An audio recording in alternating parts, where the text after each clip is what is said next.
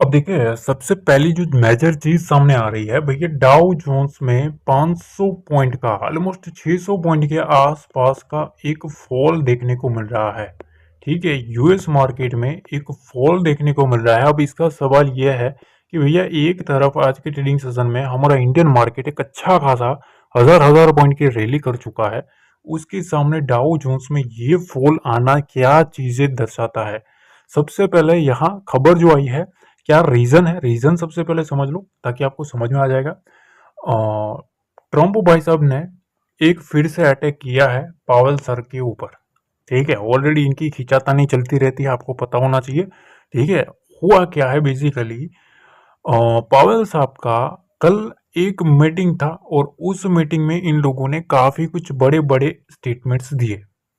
उसके सामने ट्रम्प भाई साहब ने कुछ बोला है। अब चीजें क्या है देखो, सीधी अगर मैं आपको समझाऊं, ट्रम्प का कहना यह है कि हमारा जो काम चल रहा है उसके अगेंस्ट फेड का काम चल रहा है।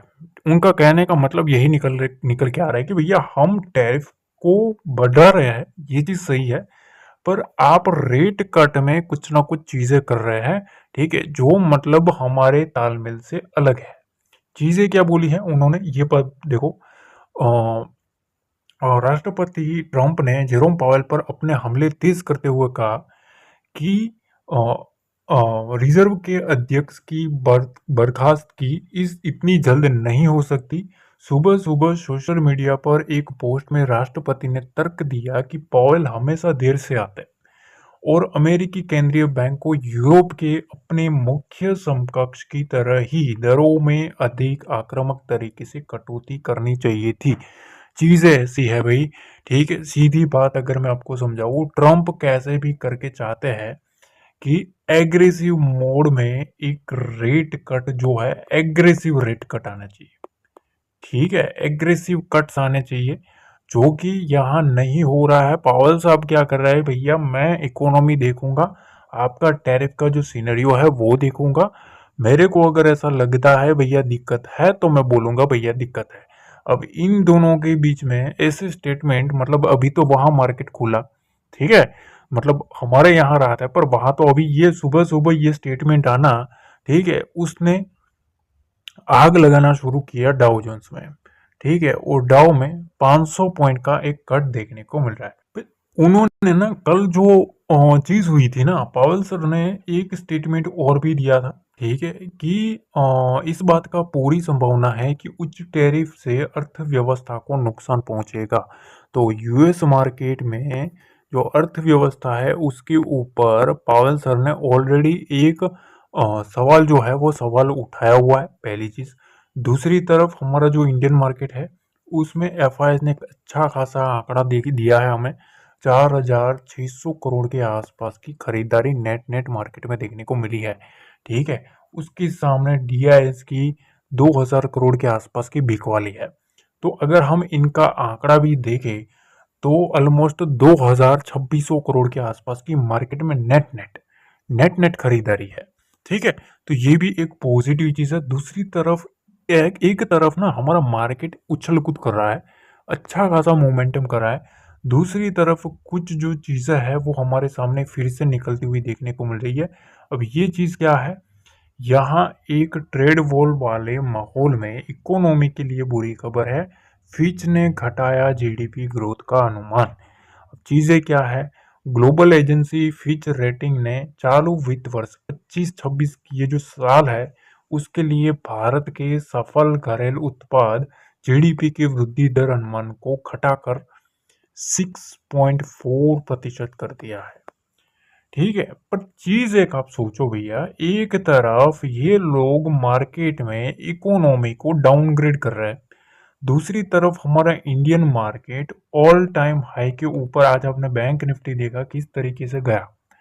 ठीक है, तो चीजें कुछ ना आपको समझ में नहीं आएगी। दूसरी तरफ ना चाइना से भी एक नया अटपटा मामला शुरू हो चुका है। ठीक है, चीन खेल गया एक बड़ा खेल। आने वाले दिनों में रुपये पर मंडरा रहा है संकट। चीजें क्या है देखो, चाइना का जो युआन है ना, युआन लगातार एक कमजोर हो रहा है। ठीक है, और ये चीज ना युआन का कमज़ोर होना एशियन मार्केट के लिए अच्छा नहीं है, ये चीज़ ध्यान रखना।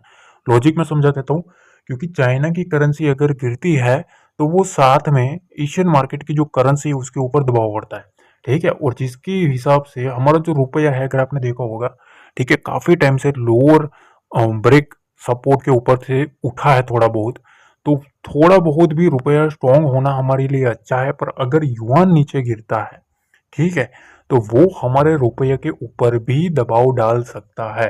तो भारतीय रुपया जो हाल ही में कुछ मजबूती दिखा रहा था, अब एक बार फिर गिरावट के दबाव में आ सकता है। वजह है चीन की करेंसी युआन का कमजोर होना। मीडिया रिपोर्ट्स में बताया गया है कि चीन की करेंसी युआन जो है, वो एशिया की सभी करेंसियों को परेशान किया हुआ है। सबसे ज्यादा जो असर है वो हमारे रुपयों को देखने को मिल सकता है। ये एक मोस्ट इंपॉर्टेंट चीज है।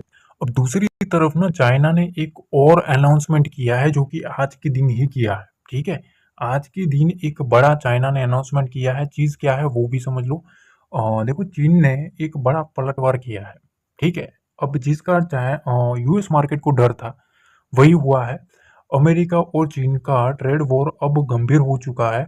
बुधवार के बाद अब गुरुवार यानी 17 अप्रैल 2025 को चीन ने एक बड़ा कदम उठाते हुए यूएस मार्केट के ऊपर पलटवार किया। चीजें क्या है, देखो, अमेरिका और चीन के बीच में ट्रेड वॉर में अब ये जो चीज है, ठीक है, वो एक गुड्स टैरिफ के ऊपर सीमित नहीं है, बल्कि अब आगे बढ़ चुका है। चीज क्या है, चीन ने साफ कर दिया है कि अब वो अमेरिकी सर्विस सेक्टर को निशाना बनाएगा। अब एक चीज ध्यान रखना, सर्विस सेक्टर जो है, अगर इसके ऊपर टैक्सेस का अनाउंसमेंट होता है, ठीक है, तो ये यूएस मार्केट के लिए एक बड़ा झटका हो सकता है। ये चीज ध्यान रखना, ठीक है। ये यूएस मार्केट के लिए एक बड़ा पलटवार हो सकता है, ठीक है। तो अभी जो इन लोगों का जो आंकड़ों का खेल चल रहा है कि भैया मैं लगाता हूँ भैया इतना, तो फिर वो भी बढ़ा चढ़ा के लगा देता है। अभी इनकी जो चीजें हो रही है वो सेक्टर वाइज हो रही है। हर एक सेक्टर जहां सबसे ज्यादा इफेक्ट देखने को मिले उसके ऊपर अनाउंसमेंट आ चुका है, और वो है सर्विस सेक्टर।